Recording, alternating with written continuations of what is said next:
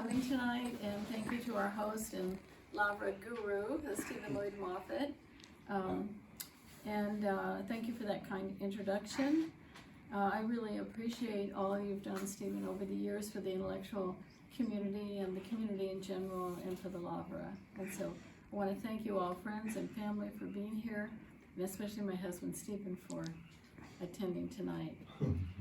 So as Gabriel Garcia Marquez told the author of his biography, quote, all human beings have three lives, public, private, and secret. So tonight, I'm going to reflect on inflection points in my public life. Although people here tonight have said, oh, we want to hear about the other two. Yeah. So basically, Stephen's a professor, he's a teacher. He gave me this assignment, talk about lessons learned in your experience as an activist, an educator, an administrator, and a public servant. And so that's what I'm going to be focusing on. And what I hope to do tonight is to offer some insights and encouragement to people who wish to make the world a better place. So this is not to say that I've done everything right or never made mistakes. Any of my successes have been due to teamwork with other members of the community. And so I'm offering these lessons learned not as a proscriptive telling anybody what to do, but just my own personal take on what I've learned. So this is I've been an off and on activist for over 50 years. I've served 15 years as an administrator, and I'm now in my 16th year of service as an elected official. 6 of those years as mayor of San Luis Obispo. So here's the title, activist or official, insights of a double agent, inside out, outside in. And so first I want to just ask, what's the difference between an activist and an official? And basically the activist operates outside the system passionately and is sometimes ruthlessly focused on fighting for justice or changing the system.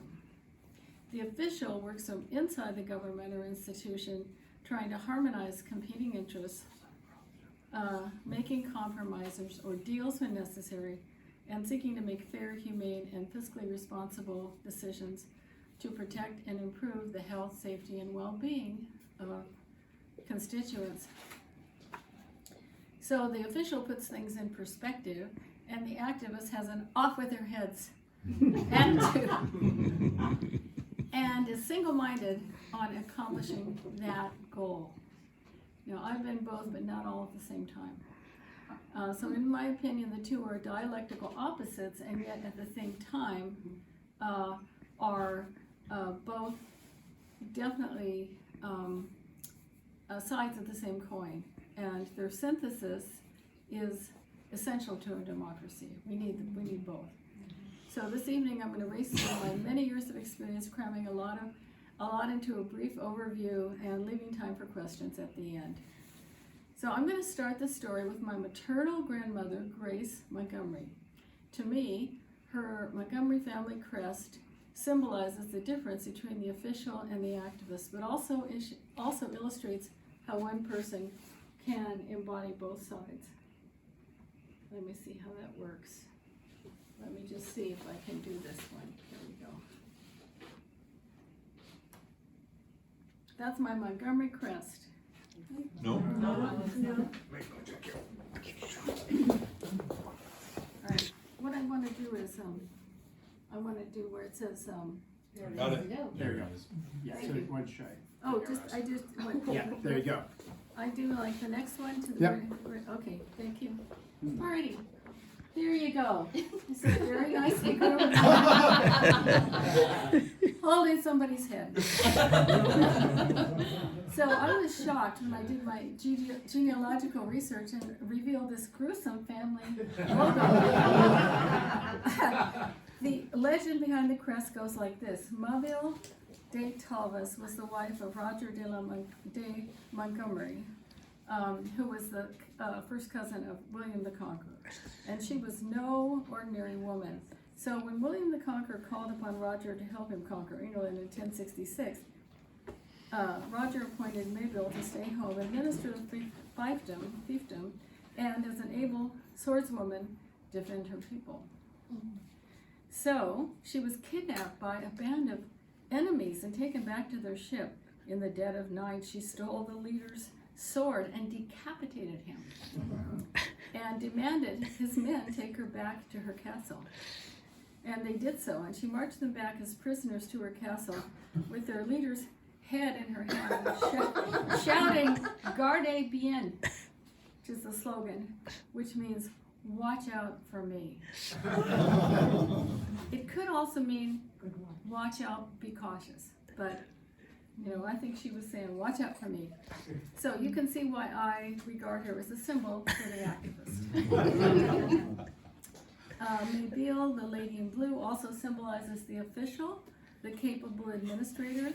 Administration, in my opinion, when it is well done, is totally invisible. You don't notice it because everything's just going really well. So the official builds bridges and builds communities. As the late Supreme Court Justice Sandra Day O'Connor said, quote, "All the good that can be done by elected leaders or citizens who volunteer or become involved in political affairs in other ways, the simple truth is that our nation and our communities need hardworking, innovative, dedicated people to devote their working lives to its operation and improvement. We have a great nation today because those bridge builders of the past gave of themselves in a way that really matters." So the activist says, "Off with their heads." And here's a quote from Greta Thunberg, a really great activist. "Once we start to act, hope is everywhere. So instead of looking for hope, look for action. Then, and only then, hope will come." So the activist is passionate, like a heat-seeking missile, focused on disrupting and changing the system. And with passion comes energy. So that's my mom's side of the family. And now I'm going to see if Stephen's right here. Here we go. And now I'm going to talk about my dad's side of the family. So people have asked me why I decided ever to run for office. And this is my grandma, Josephine Howell. She, my grandfather died in the flu epidemic of 1917. He left my grandmother, a young widow with 3 small children, no way to support them. But luckily, the telephone came in to rural Missouri, and Josephine got a job as a switchboard operator. And she listened to all kinds of conversations. Lawyers, judges, businessmen, elected officials, and she learned a lot about Nevada, Missouri politics and hidden agendas. But then, in 1920, women got the vote. And people were looking for a candidate who was smart and friendly, knew everybody, and had a progressive vision for the future in Missouri. So I only remember meeting her once, when I was 9. She took me on her lap and she looked me right in the eye and she said, "No matter what life brings you, if you have courage to believe in yourself, you will win. If I could run for office and win, with all I had going against me, you can win too." And so at 9, I got run for office. So my lesson there is believe in yourself and never underestimate the effect of telling people that you see them, that you recognize their potential, and especially children, especially trying to imprint children with that strong belief.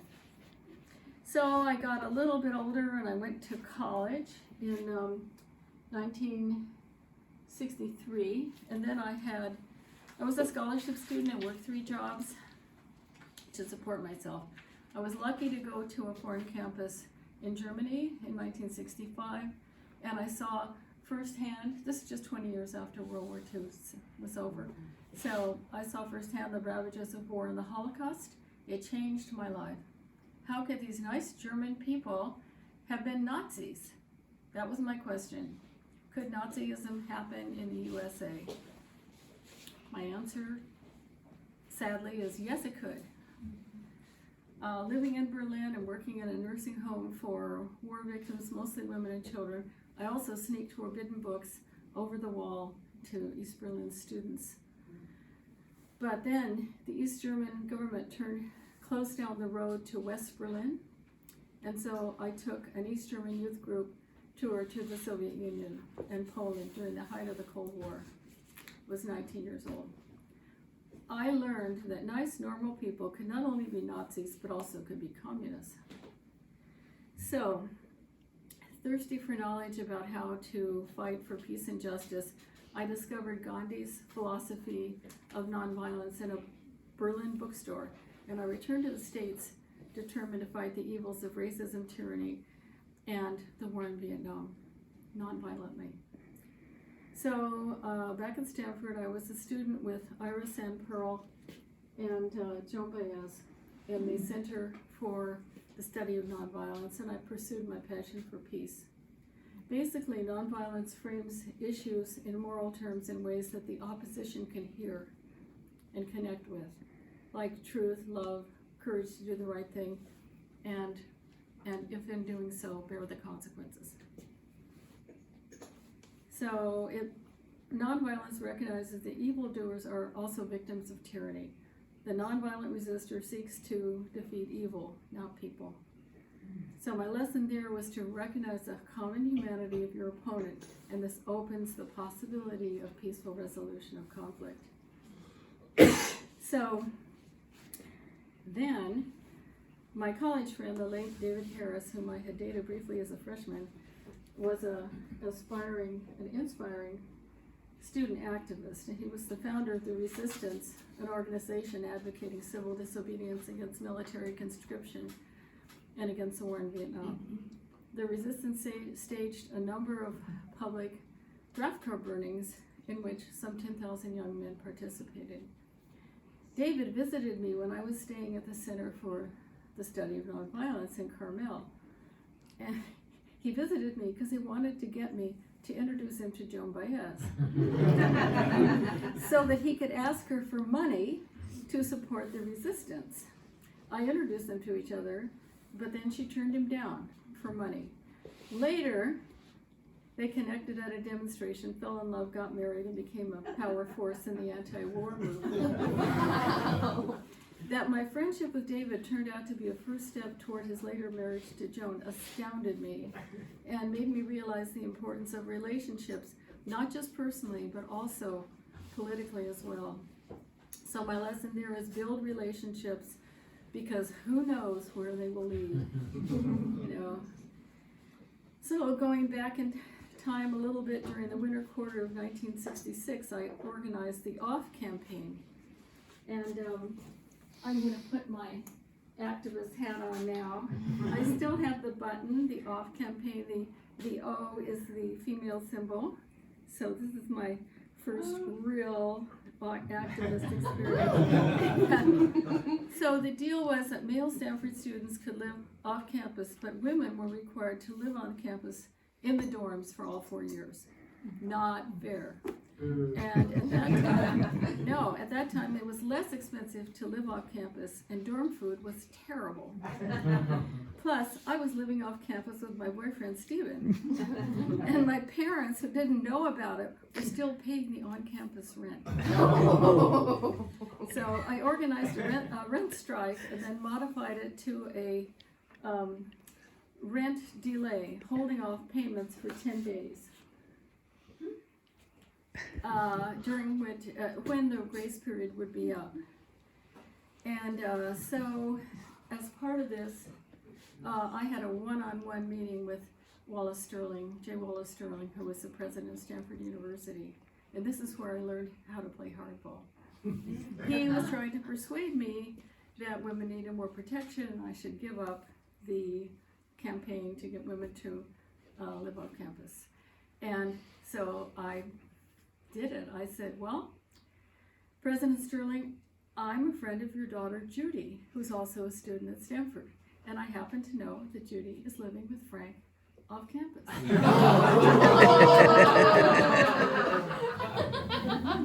And strangely enough, women were suddenly given the right to live off campus.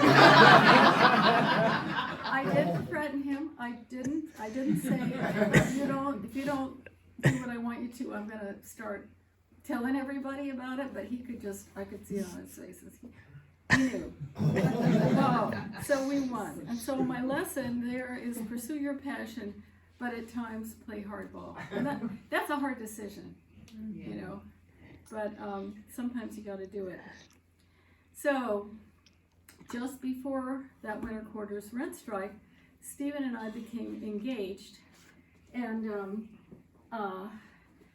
before the rules changed, the Dean of Women wanted to have me expelled from the university for violating the social rules. So the fact was that the rules allowed married women to live off campus. And so we quickly decided to get married during spring break instead of getting married in June as planned. So here we go. Here we are, young Jen and Stephen. Here we are, celebrating our 50th anniversary. It was a great decision, and we're still going strong. So, thank you. Yeah. So my lesson there is pick your battles carefully, and know there may be consequences if you play hardball, you know, but develop options. So then Stephen got a job at Columbia in 1968, and we moved to New York City. I got an MA in comparative medieval literature, and then taught at a private high school for gifted underachievers in psychiatric care. The university at that time planned a segregated gym in Morningside Park, which is right next to Columbia. It was not welcomed by the community, especially in the light of Columbia's years-long expansion into Morningside Heights at the expense of residents, most of them African American, who were evicted or pushed out of their homes. So the Black Columbia students of the Student Afro-American Society, the SAS, brought community concerns to our campus that was already in foment because of the war in Vietnam. So as the Vietnam War ramped up, the Students for Democratic Society, SDS, and others, SDS was an anti-war group, started occupying the university buildings and shut down the university to stop Columbia's connections with the Vietnam War. And someone here tonight, Peter Bear, our friend from Canada, was there with us at Columbia in 1968. Yes, very good. Very much, probably more involved than I was. So, yeah. So I was teaching at that high school during the day, being the official. And here's my official hat. And then at night, I climbed in through the windows to one of these buildings and occupied the buildings at night. So I was being an official during the day and an activist at night. 700 people were arrested for sitting in, and I was one of them. A pro bono lawyer, Leonard Boudin, trained us how to represent ourselves, and I became fascinated by the law.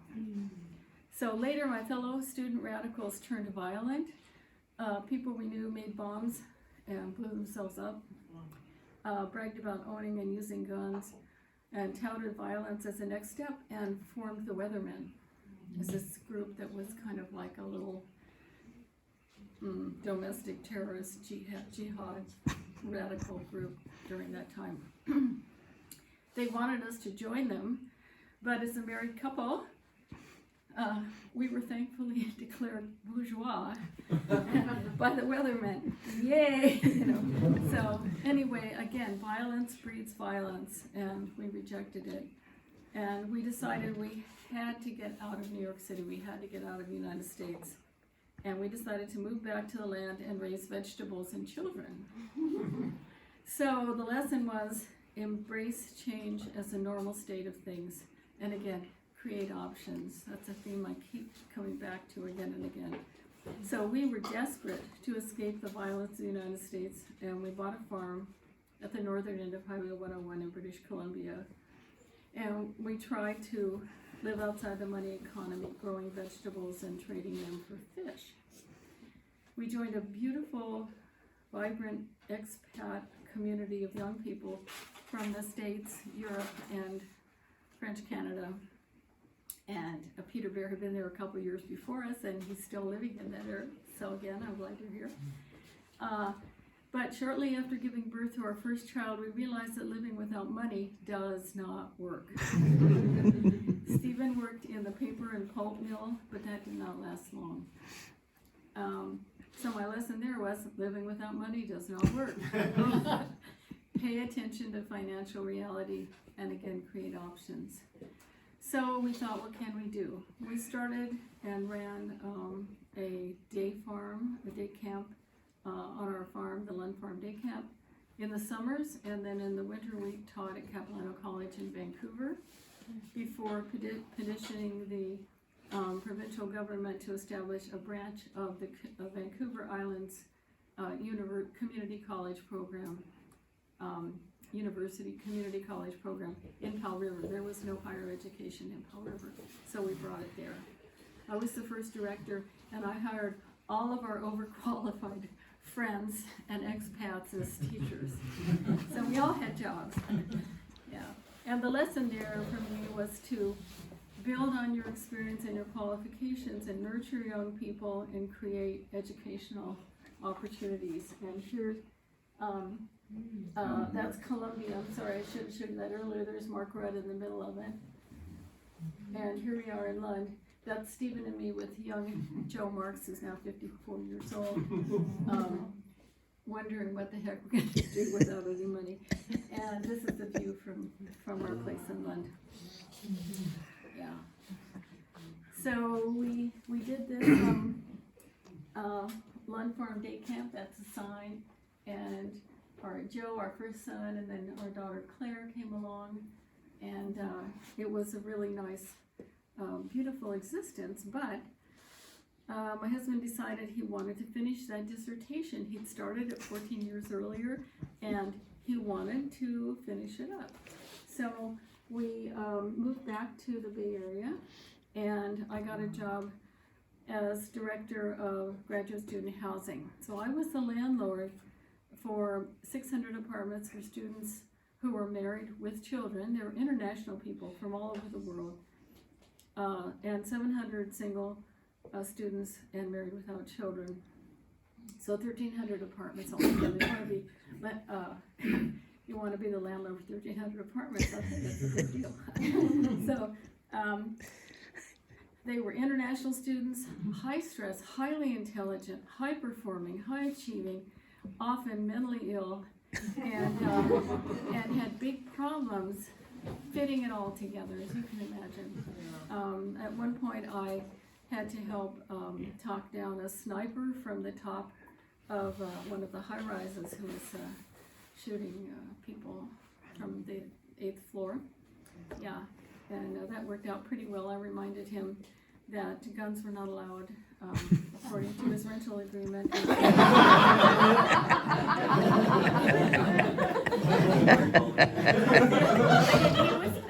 I felt very sorry for him. He was Iranian, and the Shah had just been deposed, and anyway, he just flipped out. So anyway, talked with him, and the police were at the foot there, and he threw his gun down. And first they got him to throw the bullets down, and then throw the gun down. Yeah. And then, unfortunately, he got deported. I don't know what happened to him. But at any rate, during this time, I had the opportunity to represent the university as a witness in court. And again, I became fascinated with the law. So I applied to law schools and intended to go to law school at that point. But when I was offered the position of Dean of Students at Scripps, which is one of the few remaining all-women's colleges, I deferred law school and accepted that position. So my lesson there is create community. That's what I was trying to do in graduate student housing, is to help people's mental health by fostering, facilitating friendships, recognize opportunity, hope for the best, but plan options. So I became Dean of Students at Scripps College, and it was evident pretty quickly that I was not a good fit. So after a short time, I was asked to resign. And this is a tarot card, the Tower. I never really learned the full story, but it might have had something to do with the politics of my status as a married heterosexual with children, working at a college with a strong lesbian movement led by the famous poet in residence, Audrey Rich. She was there. She didn't like me. And neither did the president of the university. So, what a shock. The annotation to the tarot card says that shock events feel incredibly painful, but that ultimately move us forwards. The tower means danger, crisis, destruction, and liberation. It is associated with sudden, unforeseen change. It is your opportunity to break free from old ways of thinking that have been holding you back. And so I applied to law school. Went back to law school. Stephen got a job at Stanford, which was great. I got a golden parachute from Scripps that paid for my tuition for the first year at Santa Clara University, so that was pretty good. And my work study job was in the litigation department of Santa Clara County Council, and this gave me the opportunity to research and help write the respondent's brief to a U.S. Supreme Court case, Johnson versus Transportation Agency. The activist in me was delighted to take up the fight for equal rights for women. It's the only United States Supreme Court case to address sex-based affirmative action in the employment context. So the case was brought by Paul Johnson, a male Santa Clara Transportation Agency employee who was passed over for a promotion in favor of Diane Joyce. Here she is. A female employee who wanted to integrate the all-male department pursuant to the county's affirmative action plan. I was honored to travel to DC and hear my boss, Stephen Woodside, up there argue the case. We won. The court found that affirmative action plan did not violate the protection against discrimination on the basis of sex in violation of Title VII of the Civil Rights Act of 1964. So there you go. Who would believe it? It's amazing. I can't make this stuff up, okay? So then we moved to San Luis Obispo. Stephen got a teaching job at Cal Poly, and I passed the bar, established my own law practice, and was elected to city council in 1998. There I am in 1998. And there I am having fun, learning to govern and have fun. You have to have fun when you're trying to govern. A lot of times it's really hairy, so you have to have as much fun as you can. So at that time, this was really a chance to exercise my passion for public service. At that time, the environmentalists and the business community were at each other's throats. The business community thought that if we tried to preserve open space or protect the environment, that it was going to reduce opportunities for economic prosperity. And so I was fighting for the preservation of open space, for the city managing its growth to stay within natural resources, establishing a green belt around the city, making development pay for itself.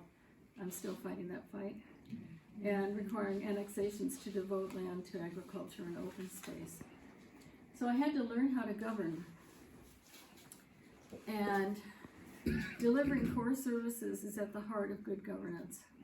Luckily, my comparative medieval literature background did come in handy at times. So I'm going to travel back to 1368 in Siena, Italy, to consider the allegory of good and bad government. That's the fresco on their city hall. So this is the effect of good government on the city. Excellent administration.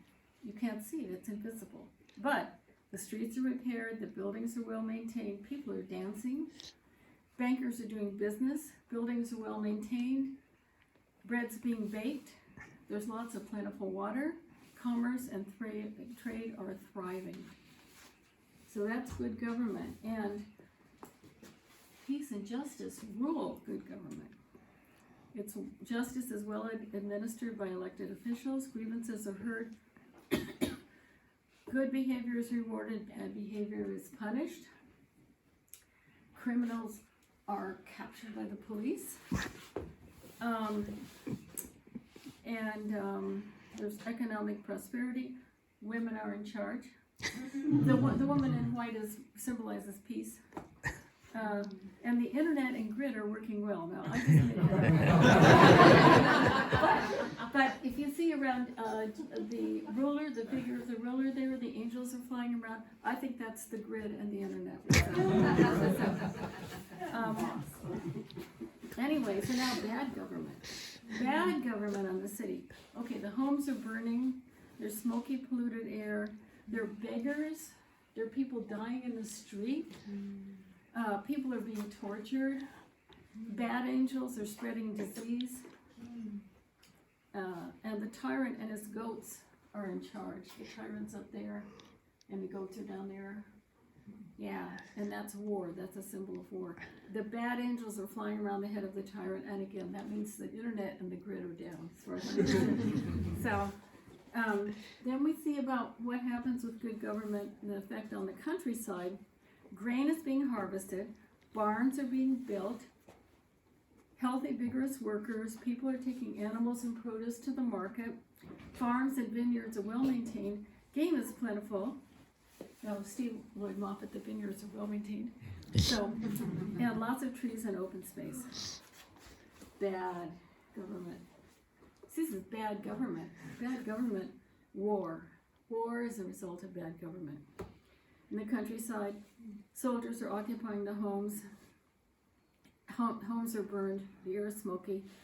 Farms and vineyards are destroyed, the roads are destroyed. Floods and broken bridges, there's no commerce. And there's a fort built on the top of the hill because they're occupied and ghosts are roaming the countryside. So my lesson there is listen to the community, pursue your passion, govern fairly, and try to create a legacy. So I don't always win elections, and in 2002 I lost the election. And so this is Suite of the Uses of Adversity. I lost in 2002 and brought a referendum successfully in 2004. And I won't go into great detail about this, but after I left the city council, the new council decided to allow Mr. DeLidio to develop all of his ranch in a giant shopping center. But our general plan said that he was supposed to devote half of his land to preservation of agriculture. And so I organized a referendum to overturn the city council's decision, and we won successfully. Yeah.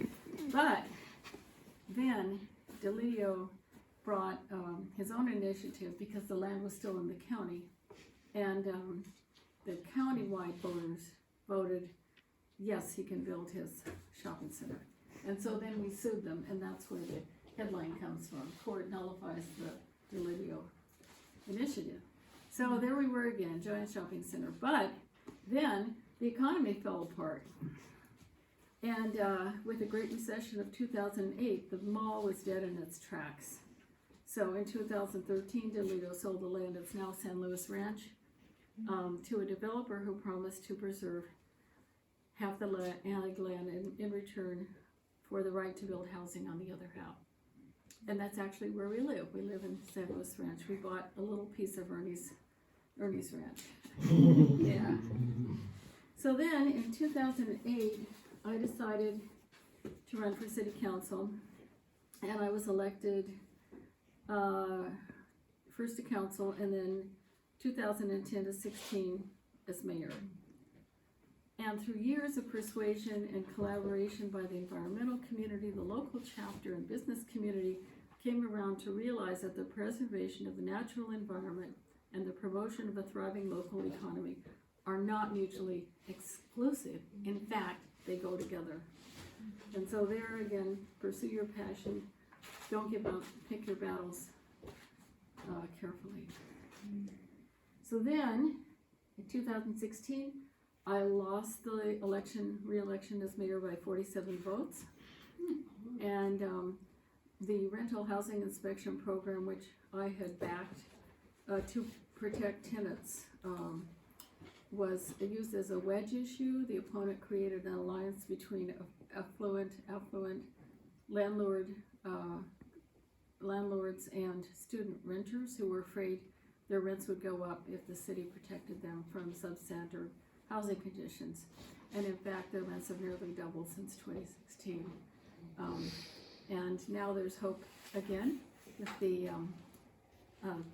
tenants union that's being started up by some folks here in the room, that maybe the tenants will rise up and start to protect themselves. I hope so. So anyway, this is some of the stuff I did when I was on city council. I helped get land for the homeless shelter, helped support city farm, protect open space, create affordable housing opportunities, the first climate action plan, bicycle path, protecting the environment, supporting the Chumash Heritage Marine Sanctuary, voting to ban polystyrene, that's styrofoam from countywide. And since I lost, I decided to go back to education. And I was one of the San Luis Obispo College of Law's startup deans. And again, I got to facilitate a new educational opportunity. For 5 years, I led this nonprofit accredited evening law school. It's low cost, mature students work during the day, many with family responsibilities. So now, a lot of grassroots attorneys are being like homegrown here in our region, significantly improving local access to justice. So again, embrace change and create new ways to learn. I think education is critically important. So then I decided to run for council again in 2020.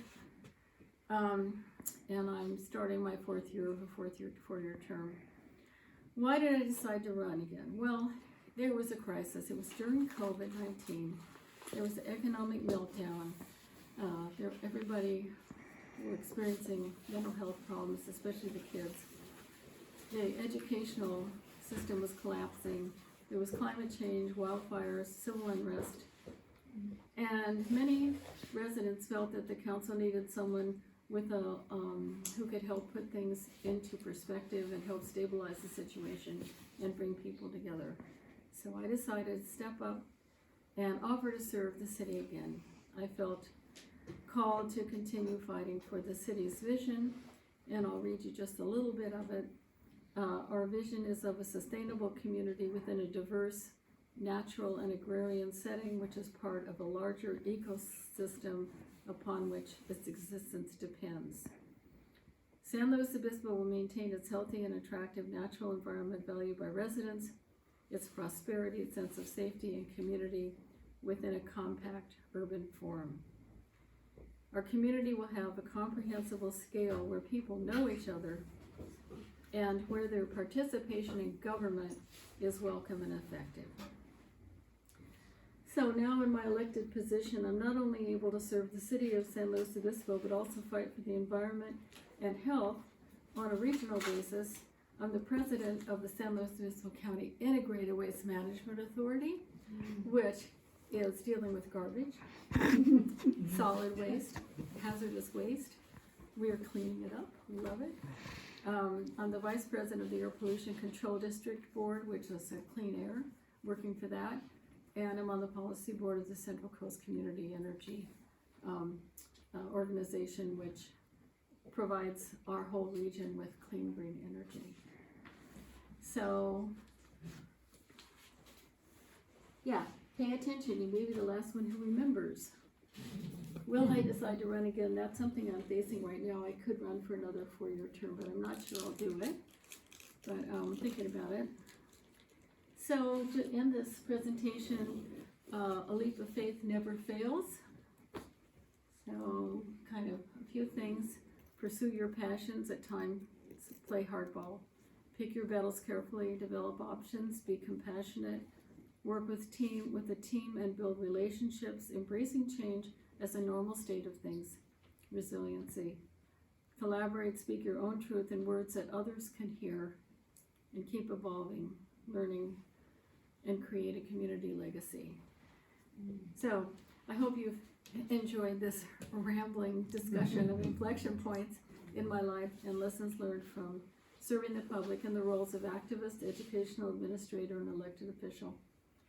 We all need to work together to make the best of life's challenges under the circumstances and create a community legacy benefiting from the wisdom of the past in order to be ready to meet the challenges of the future. So thank you very much.